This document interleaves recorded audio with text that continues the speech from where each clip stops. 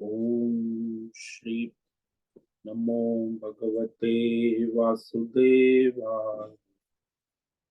ओम नमो भगवते वासुदेवाय। ओम नमो भगवते वासुदेवाय। ओम नमो भगवते वासुदेवाय। ओम नमो भगवते वासुदेवाय। ओम नमो भगवते वासुदेवाय। ओम नमो भगवते वासुदेवाय। ओम नमो भगवते वासुदेवाय। ओम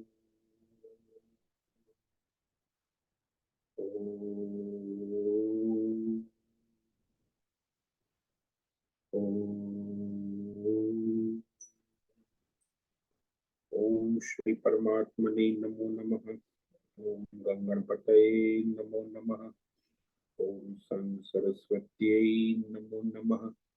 ओम गुरु गुरुभ्यो नमो नमः। ओम सहना भवतु सहनौ भुनक्तु सह वीर्यं करवावहै तेजस्विनावधीतमस्तु मा विद्विषावहै। ओम शांति शांति शांति। सदाशिवसमारम्भां शंकराचार्यमध्यमम् अस्मदाचार्यपर्यन्तां वन्दे गुरुपरम्परां। वन्दे गुरुपरम्पराम्।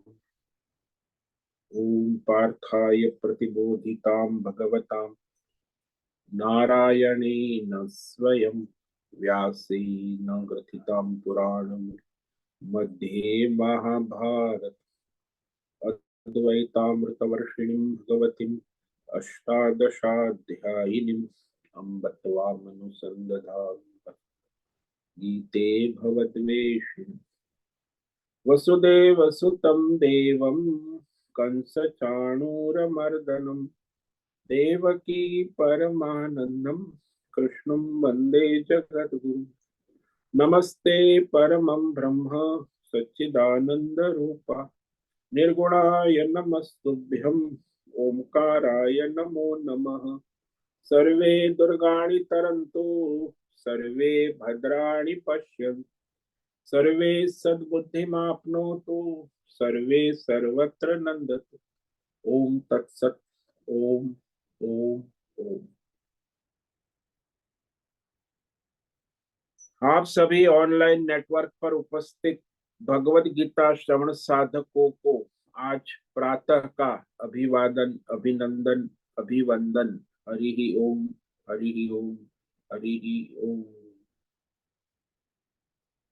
हम सबको आज का यह दिव्य दिन तन मन धन जन देश काल विषय वस्तु परिस्थिति अवस्थाएं अध्यात्म भौतिक दैविक क्षेत्र व्यष्टि समष्टि सभी को अपने अपने पूर्व में अनंत जन्मों में किए हुए संचित पाप पुण्य धर्म अधर्म मिश्र कर्म के पके हुए फल स्वरूप में वर्तमान में आज सभी को अपने अपने प्रारब्ध अनुसार परमेश्वरी अचिंत्य योग माया के माध्यम से प्रसाद स्वरूप में प्राप्त हुआ है।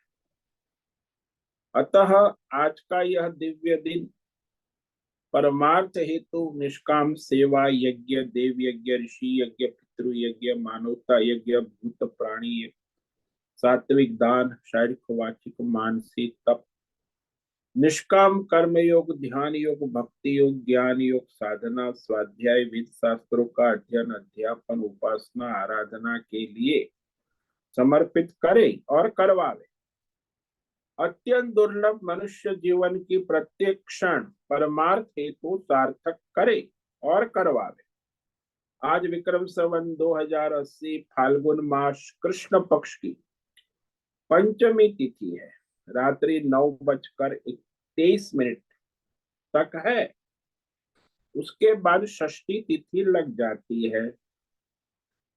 आज है अनुराधा नक्षत्र, ये भी रात्रि 10:02 तक है। उसके बाद ज्येष्ठा नक्षत्र लग जाता। आज है शनिवार, शनि देव की आराधना उपासना, हनुमान जी की आराधना उपासना का दिन है, देवताओं की आराधना। और यहाँ ऋतु परिवर्तन हो रहा है। रात्रि का न्यूनतम तापमान 16 डिग्री रहा और दिन का अधिकतम तापमान 32 डिग्री रहा। अभी वायु की गति 10-15 किलोमीटर प्रति घंटा चल रही है। सुबह बूंदाबांदी हो रही है और यहाँ ऋतु परिवर्तन हो रहा है। ईस्वी सन 2024, 30 मार्च, 30 मार्च 2024, सुबह के 7 बजने वाले। कलयुग का प्रथम चरण 5248वां वर्ष, 7वां वैवस्वत मनवंतर, श्वेत वराह कल ब्रह्मा जी का 26वां दिन और 51वां वर्ष चल रहा है। तो अनंत कोटि ब्रह्मांडीय परमेश्वरी अचिंत्य योग माया में हमारा यह एक ब्रह्मांड, इस ब्रह्मांड में यह पृथ्वी लोक में समुद्र के ऊपर जम्बू द्वीप में विश्व का एकमात्र वैदिक राष्ट्र भारत में उत्तर हिमालय प्रांत, उत्तराखंड राज्य में टिहरी जिले में हिमालयन शिवालिक पर्वतमाला के अंतर्गत मणिकुट पर्वत के ऊपर नीलकंठ महादेव के सामने, ऋषिकेश नगरी में मुनि की रेती प्रांत में शीशम जाड़ी में अवधूत बाड़ा आश्रम के सी ब्लॉक पहले माले से 5 नंबर कमरे से गंगा किनारे से हम स्वामी उत्तमानंद सरस्वती भगवत गीता के आचार्य शिष्य स्वामी चिन्मयानंद सरस्वती महाराज, कैलाद्वैत वेद व्यास भगवत पाद शंकराचार्य की श्रृंगेरी संन्यास परंपरा से शिक्षित दीक्षित सनातन वैदिक भारतीय धर्म अनुसार संपूर्ण भगवद गीता ज्ञान यज्ञ ऑनलाइन चैतन्यमय जीवंत लाइव प्रसारण के अंतर्गत व्याख्यान माला में अध्याय 4 ज्ञान कर्म संन्यास योग के श्लोक नंबर 34 पर संस्कृत एवं हिंदी में व्याख्यान करेंगे। दिव्य पवित्र सरल व्यावहारिक सटीक पूर्ण वर्ण अक्षर पद वाक्य पंक्ति श्लोक अध्यायों की संगति संधि अन्वय शब्दार्थ वाक्यार्थ भावार्थ रहस्यार्थ के यथार्थ तात्पर्य से वैदिक शास्त्र वेद व्यास साहित्य शंकर भाष्य एवं परंपरागत सन्यासी आचार्यों की टीका टिप्पणी सहित आज का यह भगवद गीता व्याख्यान करेंगे। कृपया आप सभी श्रद्धा भक्ति ध्यान से परिपूर्ण होकर के यह दिव्य श्रवण साधना करें। इसमें से कुछ ग्रहण करे, कुछ धारण करे, कुछ अपने जीवन में चरितार्थ करे और उसमें निरंतरता लाए। अपनी अपनी आध्यात्मिक भौतिक दैवी अशांति द्वंद्व मोह विक्षेप से रहित होकर के, अधार्मिक अशास्त्रीय भ्रम भ्रांतियों से रहित होकर के शुद्ध शरीर इंद्रिय प्राण मन वचन कर्म से एक रूप एकाग्र होकर शुद्ध सात्विक सूक्ष्म वेद शास्त्र आचार्य परंपरा अनुसार भगवत विवेक बुद्धि करे। पुनः पुनः इस व्याख्यान का श्रवण करे, मनन करे, चिंतन चर्चा विचारणा करे, प्रचार प्रसार करे, लेखन करे, लिंक भेजे, ग्रुप में शेयर करे, अपना और सबका परम कल्याण करे और करवावे। ओम तत्सत। ओम ओम।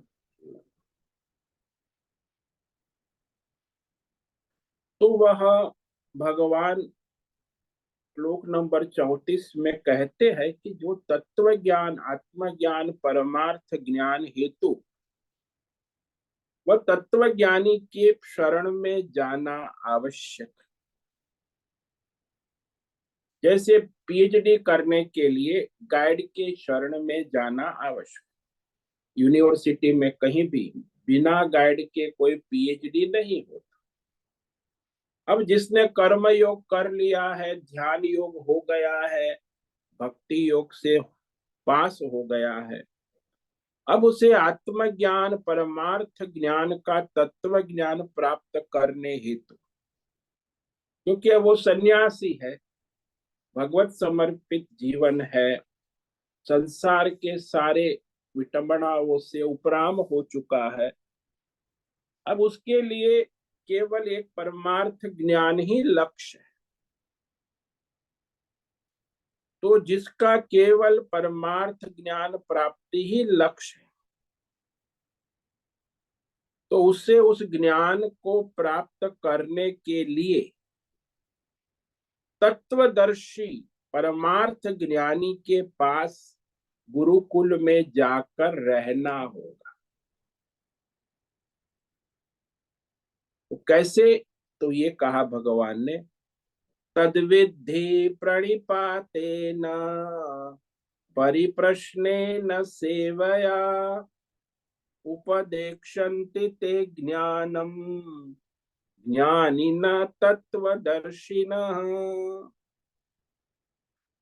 तो उस परमार्थ तत्व ज्ञान की प्राप्ति के लिए वहां तत्व ज्ञानी के पास गुरुकुल में जाए। तो जाकर क्या करे? प्रणिपातेन, संपूर्ण समर्पण, दंडवत प्रणाम कहा, यानी अष्टांग। कल हमने कहा कि संपूर्ण 27 तत्वों का अहंकार छोड़कर उनके चरणों में समर्पित। अहंकार होगा तो परमार्थ तत्व ज्ञान नहीं होगा। तो संपूर्ण जीव भाव अपनी 5 ज्ञानेन्द्रिय, 5 कर्मेंद्रिय, पंच प्राण, पंच विषय, मन बुद्धि चित्त अहंकार और कामना, अविद्या, अहंकार और कर्म, सारे पाप पुण्य धर्म धर्म, संपूर्ण 27 तत्वों के अहंकार को उनके चरणों में मतलब जीव भाव को मतलब संन्यास, जीव भाव का त्याग करना और भगवत भाव में समर्पण होना। तो प्रणिपातेन, समर्पण है, नम्रता है, आदर है, आज्ञाकारिता है। तो आचार्य की सेवा शुश्रूषा, उसके बाद वहां गुरुकुल में जाकर आचार्य के सानिध्य में रहे और वहां आदर्श जीवन, श्रेष्ठ सेवा, शास्त्र अनुसार, धर्म अनुसार, कपट ढोंग पाखंड छोड़कर रहे, यानी श्रद्धा पूर्वक रहे। अहंकार को छोड़ना है और श्रद्धा को धारण करना है और धर्म शास्त्र के अनुसार आदर्श श्रेष्ठ जीवन, और ये भी एक परमार्थ के लिए आवश्यक है। परंपरागत धर्म अनुसार अपना जीवन जिए और उसके बाद गुरु के सानिध्य में रहकर आचार्य के साथ परिप्रश्नेन, क्योंकि ये बड़ा गहन तत्व है ना, उससे तत्व के बारे में बार बार जिज्ञासा पूर्वक प्रश्नोत्तरी करे, चर्चा विचारणा, संवाद करे, वाद विवाद ना करे। तो वह संवाद परमार्थ विषय में करे तो तत्व ज्ञान प्रकट होता। परिप्रश्नेन, केवल हमारे सनातन धर्म में ही सभी को ये प्रश्न पूछने का अधिकार है। ईश्वर के बारे में प्रश्न करना, इतना गहनता से चर्चा विचारना केवल सनातन धर्म में, बाकी वहां तो अल्लाह के बारे में आप कुछ पूछ ही नहीं सकते, कुछ प्रश्न ही नहीं। जो कह दिया अल्लाह ने बस, बाइबल में जो कह दिया गॉड के बारे में कोई प्रश्न नहीं पूछ सकते आप। बुद्ध ने जो कह दिया उसके बारे में कोई प्रश्न आप पूछ नहीं सकते। महावीर ने कह दिया कि उसके बारे में आप कोई प्रश्न पूछ नहीं सकते। परिप्रश्न नहीं कर सकते। तो यहाँ कहते हैं कि यहाँ तो हमारे वेद शास्त्र में जो कहा है, आचार्य परंपरा से कहा है, तो वहां परिप्रश्न करे और अपने समाधान करे। ये सारे प्रश्न क्या होते हैं कि ये क्या अज्ञान क्या है, बंधन क्या है, मोक्ष कैसे हो, परमार्थ तत्व क्या है, इस प्रकार के प्रश्नों का समाधान करे। बारंबार प्रश्न करने से उसमें दृष्टांत, देश काल, परिस्थिति, प्रैक्टिकल, व्यावहारिक, जैसे थियोरिटिकल एंड प्रैक्टिकल दोनों होता है। आचार्य दृष्टांत देते तो प्रैक्टिकल होता है, और शास्त्र का वाक्य कहते तो शास्त्र होता है। तो वहां वह चर्चा विचारणा होने से वह तत्व ज्ञान प्रकट होता है, परिप्रश्न। तो इस तरह वह प्रश्न करे। प्रश्न में ये बात आवश्यक है कि प्रश्न करने वाला जिज्ञासु होना चाहिए, तर्क वितर्क कुतर्क और अहंकारी नहीं होना चाहिए।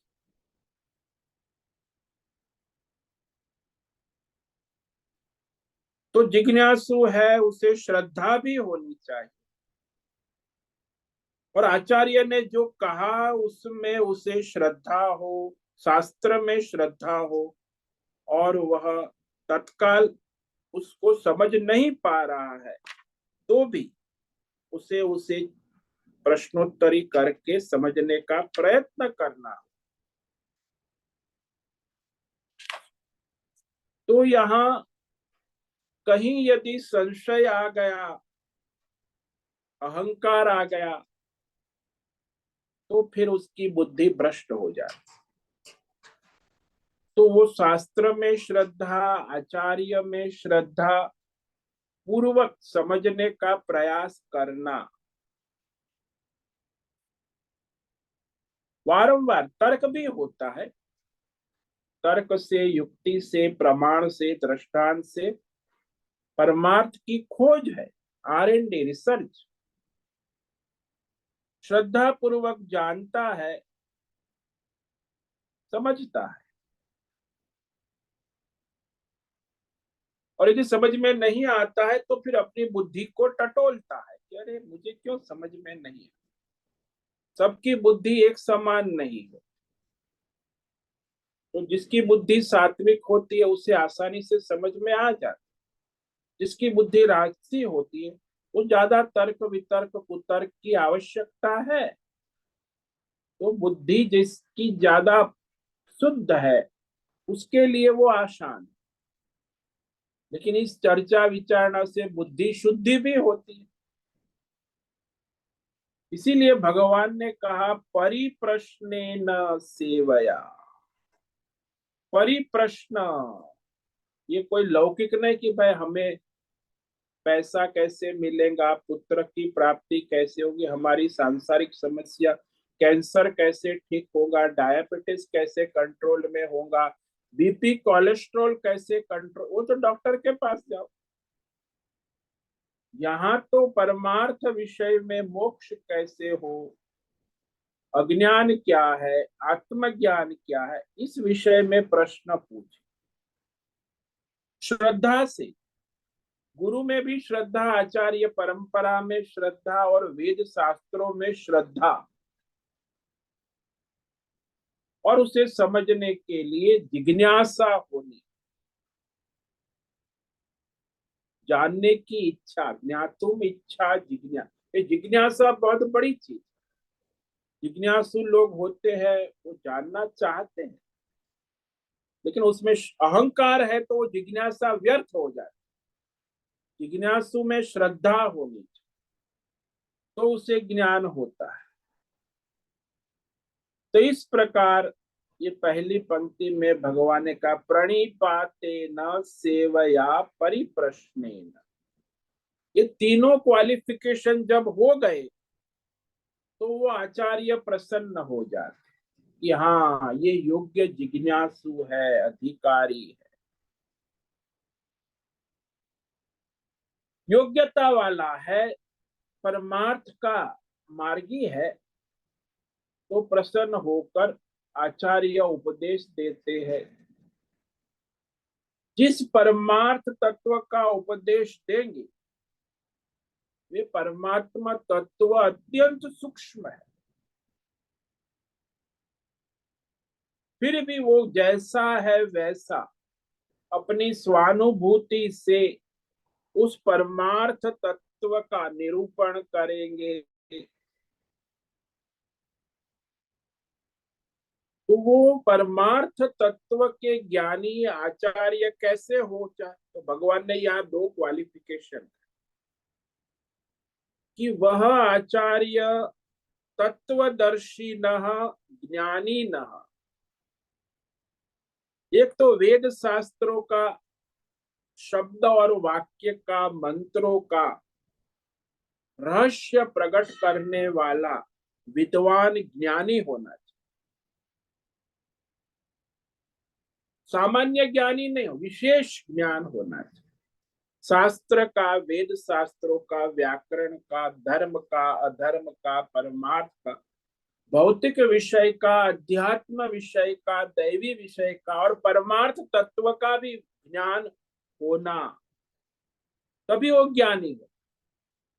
आजकल के जो मॉडर्न ज्ञानी है, डॉक्टर हो गया है, ये तो अधूरा ज्ञानी है, मूर्ख है। उसे अध्यात्म के बारे में कुछ पता नहीं है, दैव के बारे में कुछ, परमार्थ, बस डॉक्टर इंजीनियर अपनी R&D करेगा और डॉक्टर अपनी इमरजेंसी में अपना करेगा, डॉक्टर पेशेंट का इलाज। वो कोई ज्ञानी नहीं, भौतिक ज्ञान है, ज्यादा कोई सूक्ष्म ज्ञान का विवेक नहीं, भौतिक ज्ञान जड़ ज्ञान। और आजकल ऐसा ही है, 95% दुनिया में जो ज्ञानी है वो भौतिक ज्ञानी, जड़ है। अध्यात्म ज्ञान तो 2-5%, दैवी ज्ञान तो और भी कम, और परमार्थ ज्ञानी तो लाखों करोड़ों में कोई हो। तो ये दुर्लभ है, सूक्ष्म है। और ज्यादातर लोगों को लगता है कि हमें ज्ञान हो गया, यूनिवर्सिटी कॉलेज में पढ़ लिया और अपना डिग्री प्राप्त हो गई। ये भौतिक ज्ञान। तो ये जो आचार्य है उसमें एक तो वेद शास्त्रों का परंपरागत ज्ञान विज्ञान होना आवश्यक, और एक क्वालिफिकेशन है कि वह धर्मात्मा होना चाहिए, निष्पाप होना चाहिए,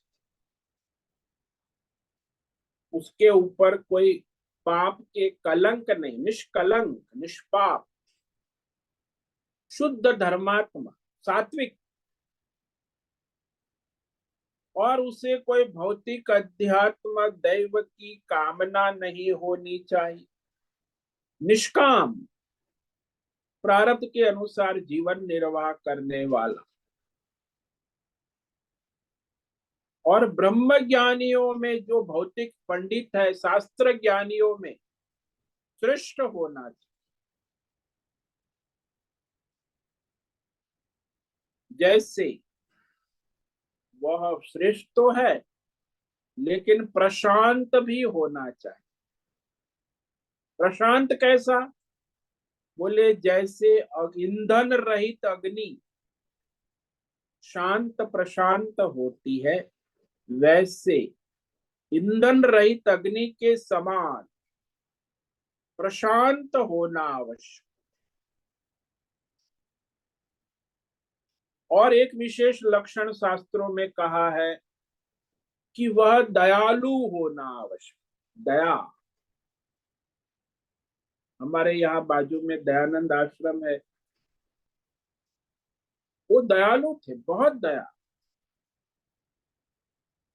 एक महात्मा उनके पास आया, कहा महाराज जी मेरी साइकिल अभी चोरी हो गई, मैं कैसे जाऊं? तुरंत उन्हें ऑफिस में कहा इनको एक साइकिल दे। तुरंत साइकिल आ गई। तो वो दया किसी की कष्ट दुख को दूर करने के लिए प्रयत्न प्रवृत्त होना, नहीं कि I am sorry, you lost your bicycle, I am very sorry, I can't help you. ये दया नहीं, ये बुद्धिमानी, स्मार्टनेस। दया है कि वो सामने वाले के कष्ट को दुख को दूर करने के लिए अपने पूरे तन मन धन जन से प्रामाणिक प्रयत्न करना, जो धर्म के अनुसार, तो वह दयालु भी होता है। और जो उसके शरण में आया है, आश्रय में आया है, उसका हितैषी होना चाहिए, इसका हित हो, कल्याण हो, इसका परमार्थ सिद्ध हो,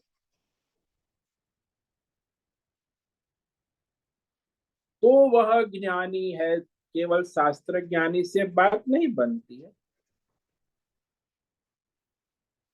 और परमार्थ तत्व का अनुभूति की, तत्व दर्शन का मतलब है कि परमार्थ तत्व की उसने यथार्थ अनुभूति कर ली, यानी साक्षात्कार किया, परमात्मा तत्व के साक्षात्कार किया हुआ, तत्वदर्शिन। तो केवल पूरा शास्त्र ज्ञान शब्द ज्ञान नहीं है, उसमें उसकी अनुभूति भी है, यथार्थ तत्व का अनुभव, स्वानुभूति जिसे कहे। तो दोनों है, ज्ञानी न यानी शास्त्र ज्ञानी, तत्वदर्शी न यानी उसे स्वात्म अनुभूति हो चुकी,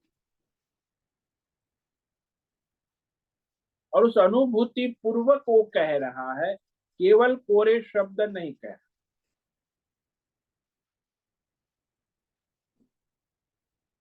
तो जब वह आचार्य उपदेश देते हैं, तो उपदेश कोई सामान्य थोड़ी है, वो परमात्मा के स्वरूप का जैसा है वैसा उपदेश करेंगे, वेद शास्त्र आचार्य परंपरा अनुसार निरूपण करेंगे। तो वो योग्य अधिकारी को कष्ट, तो आचार्य कैसा है, ज्ञानी न है, ये बहुत बड़ा महत्व है। शब्द वाक्य शास्त्र का रहस्य, तत्व रहस्य अच्छी तरह परंपरा से जानने वाला व्यक्तिगत बुद्धिमान नहीं है, बुद्धिजीवी का काम नहीं है। बुद्धिजीवी वहां भौतिक ज्ञान में, अध्यात्म ज्ञान में बुद्धिमानी चलती, दैवी सिद्धियों में भी अपनी बुद्धिमानी चलती है, यहाँ बुद्धिमानी काम नहीं करती।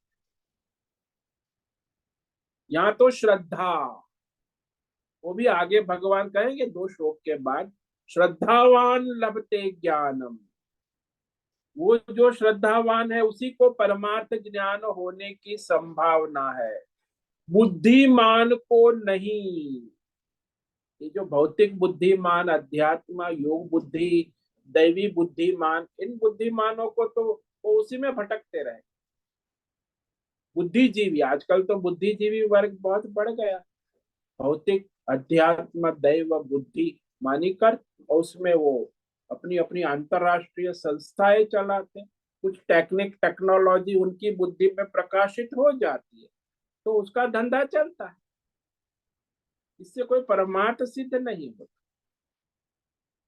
संसार भोग सिद्ध होता है, सिद्धि प्रसिद्धि होती है, लेकिन परमार्थ नहीं हो सकता है। इसीलिए ज्ञानी न था, शास्त्र के तत्व रहस्य को जानने वाला, और साथ में तत्वदर्शी न भगवान ने कहा, 2 विशेषण दिए हैं आचार्य। परमार्थ तत्व की स्वानुभूति हो चुकी, साक्षात्कार किए हुए, परमार्थ तत्व का दर्शन, दर्शन मतलब देखना नहीं, अनुभूति, स्वानुभूति, तो साक्षात और परोक्ष अनुभव जिसको कहते हैं, दृढ़ निश्चय हो चुका है, अनुभव हो चुका है, आत्म साक्षात्कार हो चुका कि ये परमात्मा तत्व ठीक ऐसा ही है जैसा शास्त्रों में कहा है, आचार्य परंपरा से कहा है, वैसा ही मेरी अनुभूति में भी है, वैसा ही मैंने अनुभव किया है।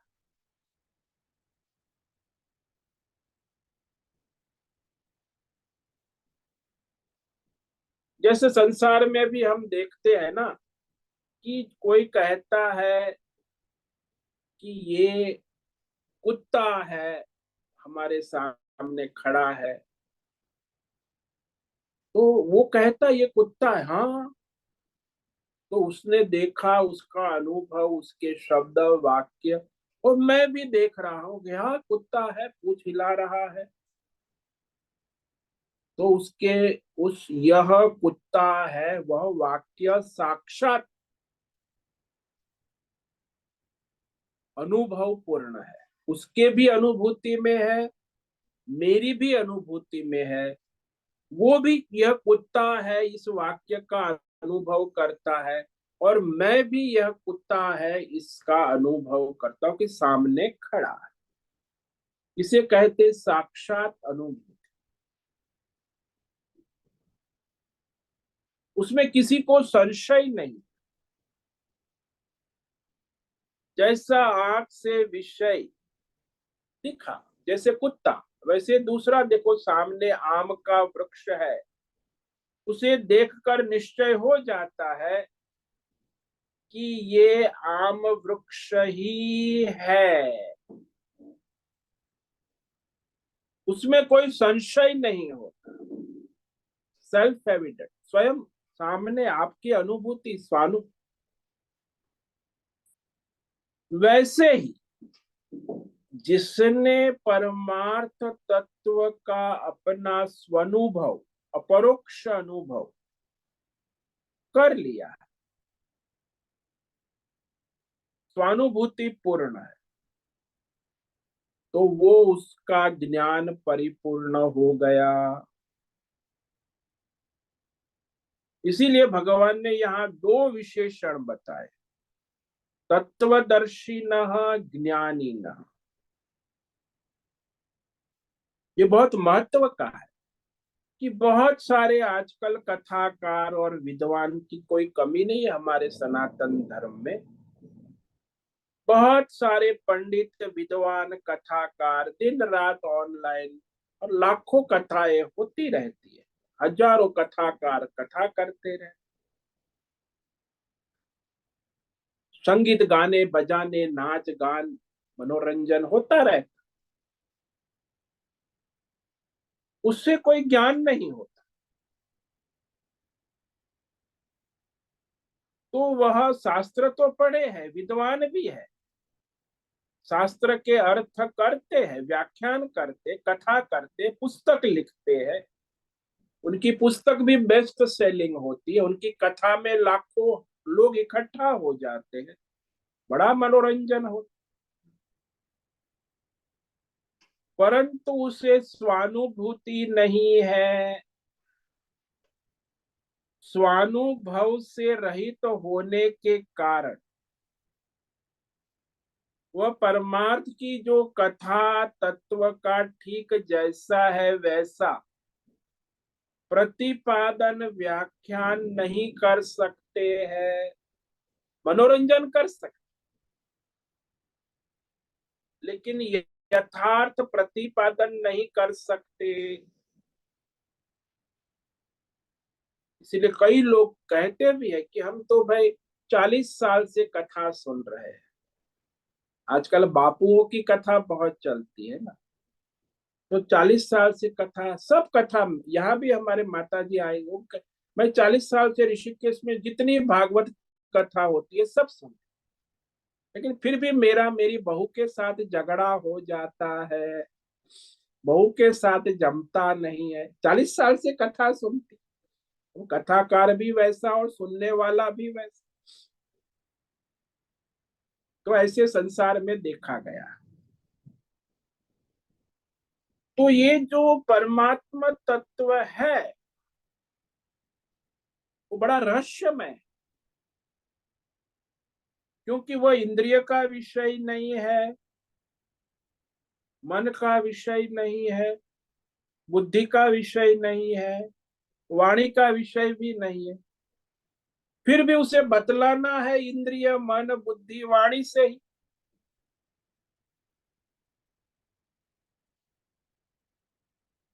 ये बड़ा आश्चर्य है। हालांकि वाणी के द्वारा, इंद्रियों के द्वारा, मन के द्वारा, बुद्धि के द्वारा जो समझा नहीं जा सकता, समझाया नहीं जा सकता, फिर भी हमें किसी के द्वारा समझाना है।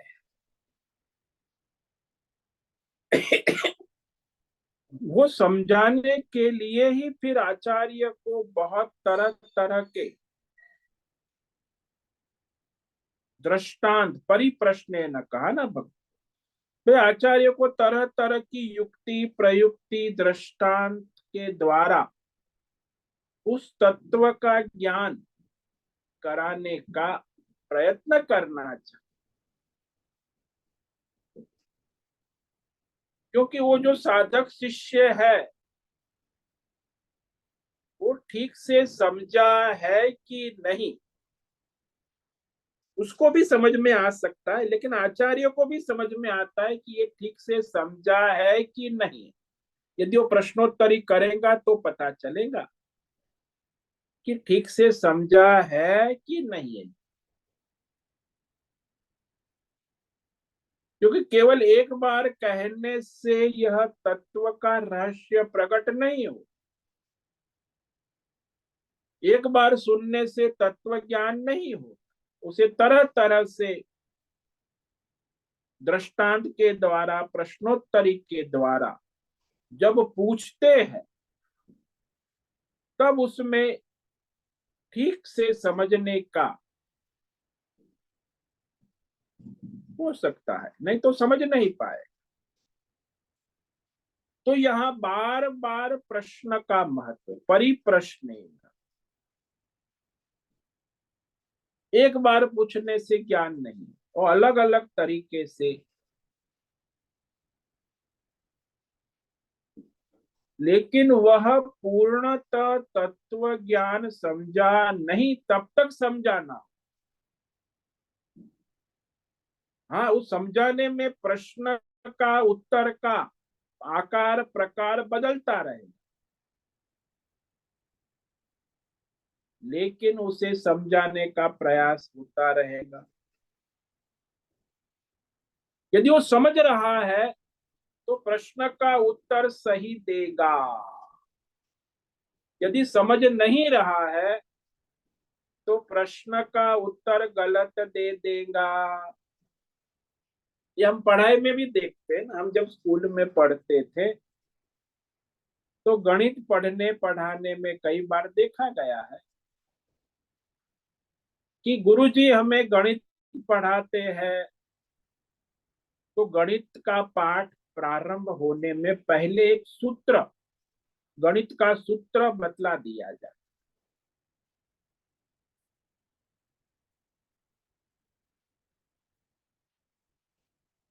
ए स्क्वायर प्लस बी स्क्वायर। अब ए स्क्वायर बी स्क्वायर हमें समझा दिया, गणित का सूत्र बतला दिया। फिर गुरु जी ने 5-6 दृष्टांत के द्वारा भी दाखले भी बता दिए, समझा दिया। सूत्र सूत्र समझा दिया, उसके बाद में फिर अनेक प्रश्न अनेक तरह के आते, तो अनेक दाखले गणित के हम उस सूत्र के द्वारा सिद्ध कर लेते हैं, जिनमें वह सूत्र लगेगा तुरंत हम उससे समझ जाए। प्रश्न चाहे कैसा घुमा घुमा कर फिरा कर कहा हो, लेकिन सूत्र जानते हैं तो उस दाखले का समाधान हो जाएगा। सूत्र के द्वारा ज्यादा सोचना समझना नहीं पड़ता, क्योंकि जो सूत्र समझा हुआ है वो उस गणित के दाखले को हल कर लेगा। लेकिन आजकल तो ये सब कोचिंग क्लास आ गए ना, शॉर्टकट सूत्र तो याद कराते नहीं है, बस डायरेक्ट शॉर्टकट। अब ये कोचिंग वाले जो पढ़ाते हैं उसका पढ़ा हुआ इंजीनियर डॉक्टर महामूर्ख होता है। आजकल कोचिंग क्लास का बड़ा जमाना है। अब वो सूत्र के रहस्य को, उसके मूलभूत सिद्धांत से अनजान है।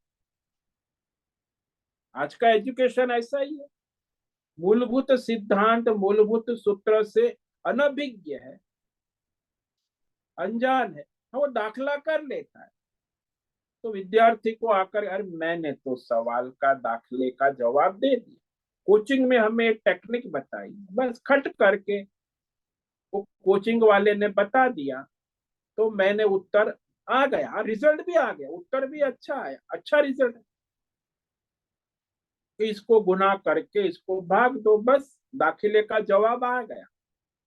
जवाब तो निकल गया, अपनी कक्षा में उत्तर दिखला दिया, गुरुजी ने कहा सही उत्तर है। परंतु असल में उस विद्यार्थी ने उस प्रश्न को सूत्र रूप से हल नहीं किया है। तो जब परीक्षा में घुमा फिरा कर कोई प्रश्न पूछा जाता है तो विद्यार्थी लड़खड़ा जाता है, अरे आजकल का पेपर तो बड़ा कठिन है, मुश्किल लगा, क्योंकि उसको मूलभूत सिद्धांत सूत्र तो पता है नहीं, कोचिंग क्लास किया हुआ है। तो कोचिंग क्लास वाला तो क्या पढ़ेगा, तो फिर उसको पेपर बड़ा मुश्किल लगता है। मुश्किल मुश्किल कुछ था नहीं, लेकिन उसे मूलभूत सिद्धांत मूल सूत्र का ही पता नहीं था, तो विद्यार्थी कैसे वो हल करेगा।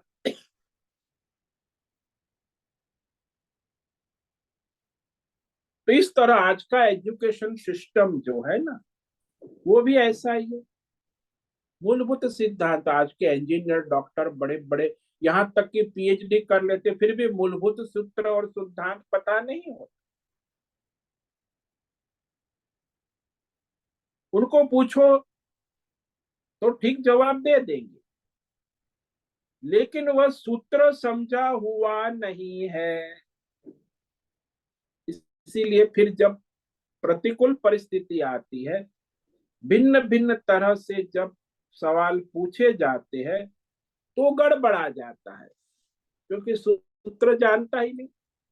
ऐसे ही है संसार। ठीक इसी तरह ये जो परमार्थ विद्या है, परमार्थ तत्व है,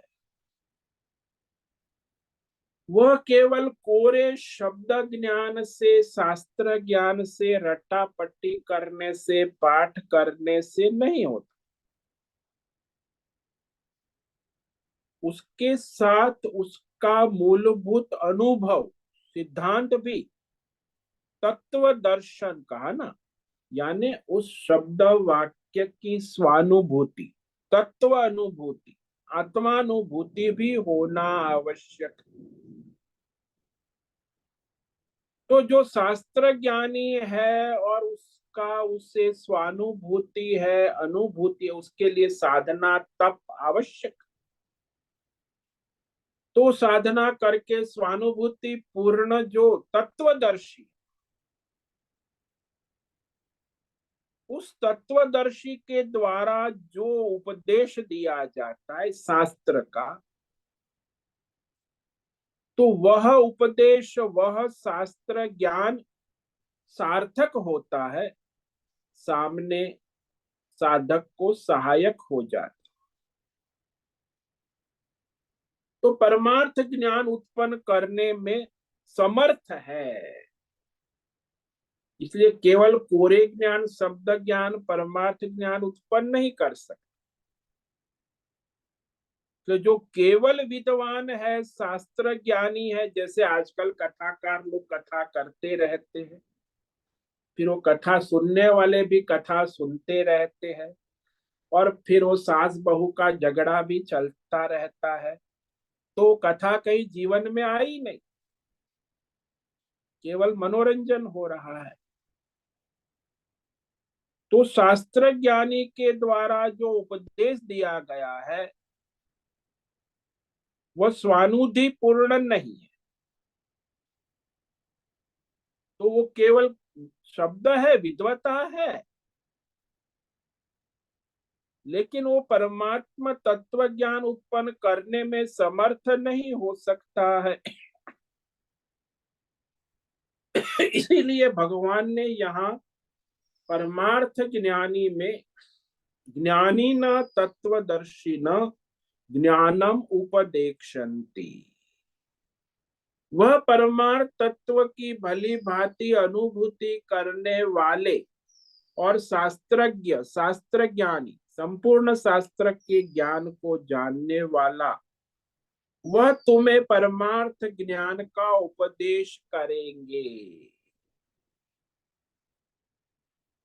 वो उपदेश सार्थक होता है। वेदों में भी कहा है कि श्रोत्रिय ब्रह्मनिष्ठ होना आवश्यक। परमार्थ ज्ञान में ये क्वालिफिकेशन के स्वानुभूति पूर्ण होना और शास्त्र का यथार्थ सूक्ष्म ज्ञान होना आवश्यक। कोरे शब्द, कथा और मनोरंजन से कोई परमार्थ भगवत ज्ञान नहीं होता। अब मनोरंजन हो जाता है, और हो ही रहा है आजकल। 90% जो कथाएं होती है, प्रवचन होते हैं, ये खाली इंटेलेक्चुअल मनोरंजन, बौद्धिक मनोरंजन होता है, बुद्धि का खेल होता है, लेकिन उसमें कोई ज्ञान नहीं होता, अनुभूति नहीं होती। तो इस प्रकार आचार्य के द्वारा उपदेश प्राप्त हो परमार्थ तत्व ज्ञान का, तो उस तत्व ज्ञान को प्राप्त करके क्या लाभ होता है साधक को, मुमुक्षु को, जिज्ञासु को, तो वो भगवान आगे के श्लोक में कहते कि जिसको ऐसे आचार्यों से परमार्थ तत्व ज्ञान का लाभ हो गया, तत्व ज्ञान हो गया, तो उसे कौन सा परम लाभ हो। इस श्लोक को आज पढ़ेंगे, इस पर व्याख्यान कल करें। यज्ञात्वा न पुनर्मोह एवं ज्ञास्यसि पांडव येन भूतान्यशेषेण द्रक्ष्यस्यात्मन्यथो मयि। कहते यदि इसी परमात्मा ऐसे कोई महात्मा से किसी को ये परमार्थ तत्व ज्ञान हो गया, यद ज्ञातवा, परमार्थ ज्ञान जिसे हो गया, जान लिया, समझ लिया, फिर पुनः मोहम न यास्यसि, फिर कभी मोह माया से मुक्त हो जाओगे और मोह माया में फिर पड़ोगे नहीं, फंसोगे नहीं। तो दो लाभ हो गए, मोह माया से मुक्त हो जाओगे और पुनः फिर मोह माया में नहीं पड़ोगे, मोह माया में नहीं फंसोगे, क्योंकि उस परमार्थ ज्ञान से ब्रह्मा से लेके घास के तिनके तक सब अपनी अंतर्यामी आत्मा स्वरूप में अनुभव करोगे और उसे परमात्मा स्वरूप जानोगे। तो इस तरह वह सारे संसार की मोह माया से मुक्त हो जाओगे और फिर मोह माया के बंधन में नहीं पड़ोगे। इस ज्ञान का ये लाभ है, परम लाभ का। इस पर हम कल विचार करेंगे। तो आज जो श्लोक पर विचार किया दूसरी पंक्ति पर, कि वो जो आचार्य है उसके दो विशेषण दिए, उसी का ज्ञान दिया हुआ सार्थक होता है। सामने वो मुमुक्षु जिज्ञासु भी, जिसकी बुद्धि शुद्ध हो गई है, तो उसे ज्ञान हो जाता है। तो ज्ञान प्राप्ति की विधि बता, ये विधि है भगवान, इसे संक्षेप में कह देते हैं। तद्विद्धि प्रणिपातेन परिप्रश्नेन सेवया उपदेक्षन्ति ते ज्ञानम् ज्ञानिनः तत्वदर्शिनः। तत्विद्धि, उस परमार्थ तत्व ज्ञानी के पास जाकर, कैसे जाओगे? प्रणिपातेन, पूरा जीव भाव का समर्पण, अहंकार का समर्पण, प्रणिपाते संन्यास, पूरे 27 तत्वों का समर्पण, नम्रता, आदर, आज्ञाकारी, गुरु सेवा, शुश्रूषा। तो समर्पण के बाद सेवा करने से, यानी बिना कपट ढोंग पाखंड रहित होकर, धर्म अनुसार आदर्श जीवन, और फिर उन्हें प्रश्नोत्तरी कर, परिप्रश्नेन, बार बार प्रश्नोत्तरी करने से, तो वह जो तत्व ज्ञानी है, शास्त्र ज्ञानी है, स्वानुभूति तत्वदर्शी है, यानी परमात्मा तत्व की भली भांति स्वानुभूति कर चुके हैं, साक्षात्कार कर लिया है, और शास्त्र ज्ञानी भी है। तो ऐसे महात्मा तुम्हें वह परमार्थ तत्व ज्ञान का उपदेश करेंगे।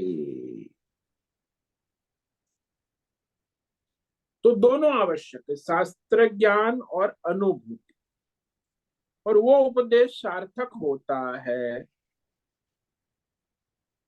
इस प्रकार। जैसे आप डॉक्टर के पास जाओ, तो डॉक्टर जो दवाई देता है, यदि उसको उस दवाई की स्वानुभूति पूर्ण दी हुई है, तो कहेगा कि मैं तो तुम्हें जो दवाई दे रहा हूँ, इस दवाई ने मुझे भी ठीक कर दिया है, मेरा पूरा अनुभव है, अनुभव के साथ मैं तुम्हें तो दवाई काम करे। लेकिन जो अनुभूति पूर्ण उसकी दवाई नहीं है, वैद्य लोग पहले ऐसे ही कहा, हमारे आयुर्वेद में तो जो दवाई स्वानुभूति पूर्ण, ये डॉक्टर तो केवल एक्सपेरिमेंट करते पेशेंट के ऊपर, स्वयं तो कुछ जानते नहीं। तो वो उसका काम, फिर वो डॉक्टर को एक डॉक्टर से दूसरे डॉक्टर, दूसरे से तीसरे मैरी गो राउंड घूमना पड़ता। अब डॉक्टर यदि स्वानुभूति पूर्ण अपनी दवा देता है, तो दर्दी को राहत हो जाती। तो इस तरह वह ज्ञान सार्थक होता है। ओम नमो नारायणाय, ओम नमो नारायणाय, ओम नमो नारायणाय, ओम नमो नारायणाय, ओम नमो नारायणाय। कायेन वाचा मनसेन्द्रियेण वा बुद्ध्यात्मना वा प्रकृते स्वभाव करोमि यद्यत् सकलं परस्मै नारायणायेति समर्पयामि। ओम सर्वे भवन्तु सुखिनः, सर्वे सन्तु निरामया, सर्वे भद्राणि पश्यन्तु, मा कश्चित् दुःखमाप्नुयात्, अस्तु मा सद्गमय, तमसो मा ज्योतिर्गमय, मृत्योर्मा मृतंगमय। ओम पूर्णमद पूर्णमिदं पूर्णात् पूर्णमुदच्यते पूर्णस्य पूर्णमादाय पूर्णमेवावशिष्यते। ओम शांति शांति शांति। शंकरं शंकराचार्यं केशवं बादरायणं सूत्र भाष्य कृतौ वंदे भगवन्तौ पुनः पुनः। ईश्वरो गुरुरात्मेति मूर्ति भेद विभागी व्योमवद् व्याप्त देहाय दक्षिणामूर्तये नमो नमः। ओम गुं गुरुभ्यो नमो नमः। ओम तत्सत् ब्रह्मार्पणमस्तु। ओम ओम ओम।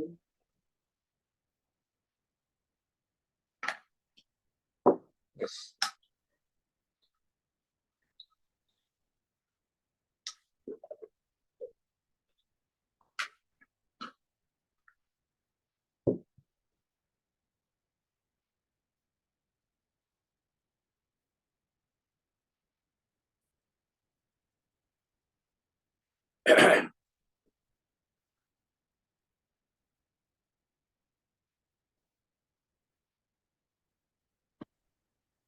नारायण स्वामी जी। हाँ बोलो जीवी कुमार। तो मेरे को एक अजीब सा प्रश्न है आपके साथ। अ, हमें मालूम है कि कोई बंदा गलत काम कर रहा है, और जब हम ये गलत काम के बारे में हम जब बोलते हैं, वो और कुछ उसका दोस्तों को इकट्ठा करके आपके ऊपर कुछ प्रचार करता है, गलत प्रचार करता है। और हम कई बार हम सोचते हैं कि ठीक है, भगवान है, वो देख रहा है ये सारी चीजें, और हमें मालूम है कि वो जो गलत काम कर रहा है उसका कर्म का फलन वो भुगतेगा। लेकिन ये सब खुद को तसल्ली देने के बाद भी बार बार वो जो गलत काम उसने किया है वो बार बार हमारे हमको मन में आते रहता है, और थोड़ा सा एजिटेट करता है माइंड को। इसका कुछ आप कैसे इससे निपटें, ये थोड़ा बताएं। देखो, कोई गलत काम कर रहा है, अधर्म कर रहा है, जैसे गुंडा है, वो गुंडा है, गलत काम कर रहा है, और आपने उसको कहा कि तू गुंडा है, गलत काम कर रहा है, तूने ये किया वो किया, दंड है, पाप लगेगा, तो वो कहेगा तेरा क्या जाता है, मैं करूंगा, गुंडागिरी मेरा काम है। तुम दोबारा ऐसा कुछ कहोगे तो हम तुम्हें परेशान करेंगे। मैं गलत हूं ये तुम्हें कहने का अधिकार नहीं है। तुम स्वयं गलत हो, अपनी गलतियों को सुधार करने का तुम्हें अधिकार है। वो गलत है, गुंडा है, उसकी गलतियों का सुधार करने का अधिकार तुम्हें नहीं। उसकी गलतियों का सुधार वो स्वयं कर सकता। अब समस्या ये होती है कि जो अधिकार आपको नहीं है, वो अधिकार उसकी गलती को सुधारने का प्रयत्न करते हो तो वो आपको परेशान करेगा,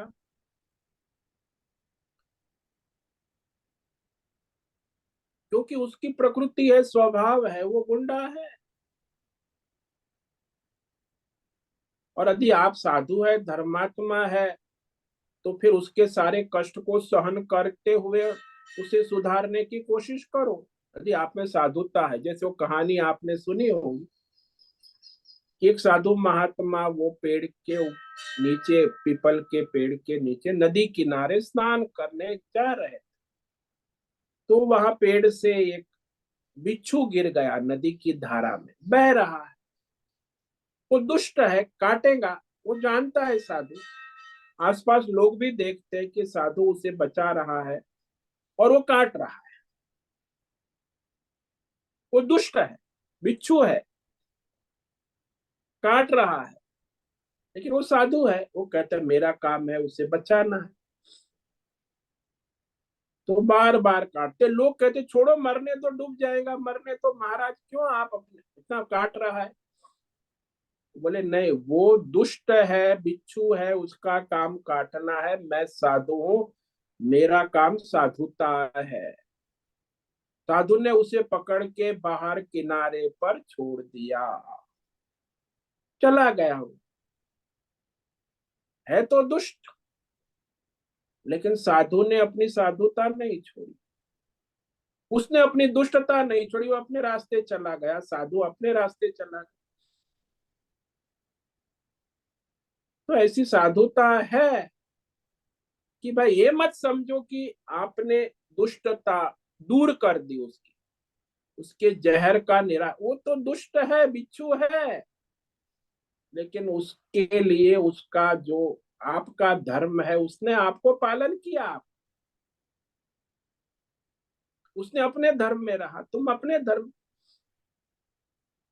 तुम्हारा कल्याण हो गया, उसका तो जो होना है वो होगा, तुम्हारा धर्म हो गया, तुमने अपना स्वधर्म कर लिया, तुमने अपना परमार्थ कर लिया, उसे बचा लिया डूबने से, आपके खाते में पुण्य जमा हो गया। यदि आपने जानते हुए देखते उसे डूबने दिया है, मरने दो, तो आपके खाते में पाप जमा हो गया, अधर्म। तो ऐसा आपका स्वधर्म जहां है वर्तमान परिस्थिति देश काल में, वहां आपको सही गलत का सामना तो करना ही पड़े। तो उस अनुसार आप अपना स्वधर्म करें, सही के साथ सही, गलत के साथ भी सही धर्म कर्म करे। वो चाहे जैसा भी करे, वो उसका कर्म उसके साथ जाए, आपका कर्म आपके साथ जाए। वो बिल्कुल तो ये सही बात। है। लेकिन अपने मन में ये विचार बार बार आते रहता है और हमारा मन खराब हो जाता है ये सोच सोच के। अरे यही तो है ना, आपने गलत को जैसा है वैसा स्वीकार नहीं किया। ये गलत क्यों है, why you are questioning, no, ये वाई आपको मन में बार बार कष्ट देता रहे। Who are you to question why? है गलत, वो बिच्छू है, जहर है, क्यों बहर काटता है? अरे भाई उसका स्वभाव है, उसकी प्रकृति है, वो गलत काम कर रहा है, उसका प्रारब्ध है, उसका कर्म है।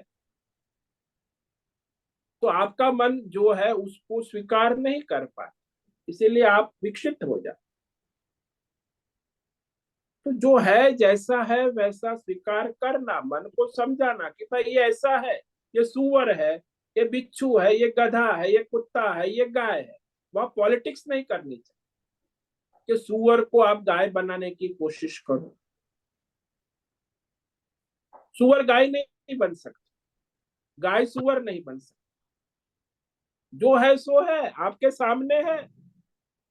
लेकिन आजकल ये बड़ा दुनिया का एक बड़ा माहौल है, सभी का माइंड जो है, चाहे पॉलिटिक्स हो, वर्ल्ड पॉलिटिक्स, उसमें भी यही होता है।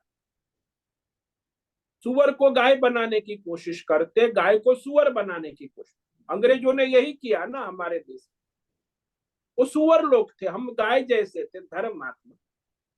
तो हमें गलत साबित कर दिया, वो सुअर सही हो गए, हम गलत हो गए। हमारा धर्म, हमारा सनातन सब, और वो सही हो। ये पॉलिटिक्स। तो उनके मन में भी विक्षेप है, हमारे मन में भी विक्षेप।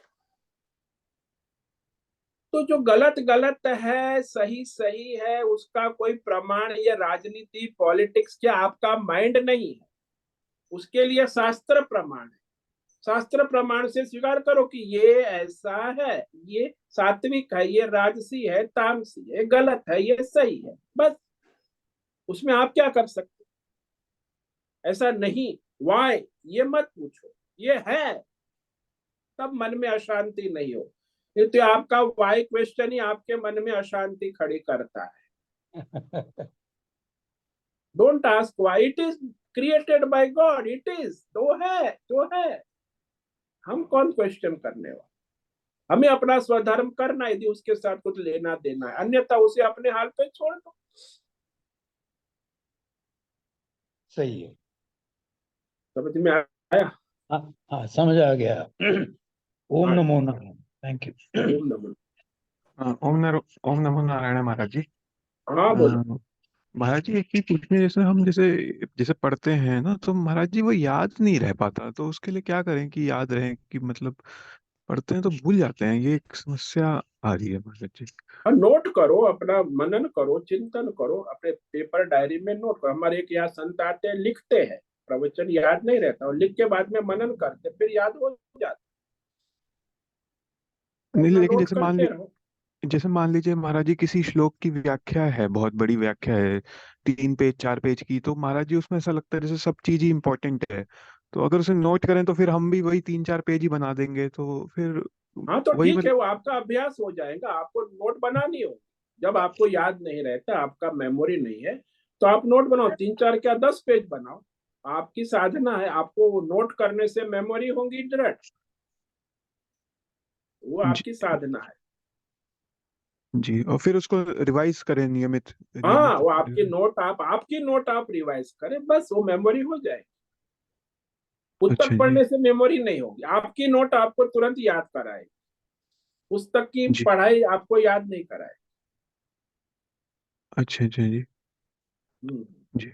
और एक चीज इसमें और भी है, जैसे हम कोई श्लोक पढ़ते हैं, एक होता है पढ़ना और एक होता है वो अपने अंदर मतलब अपने स्वभाव में उस श्लोक का मतलब वो हो जाना कि आत्मसात हो जाना।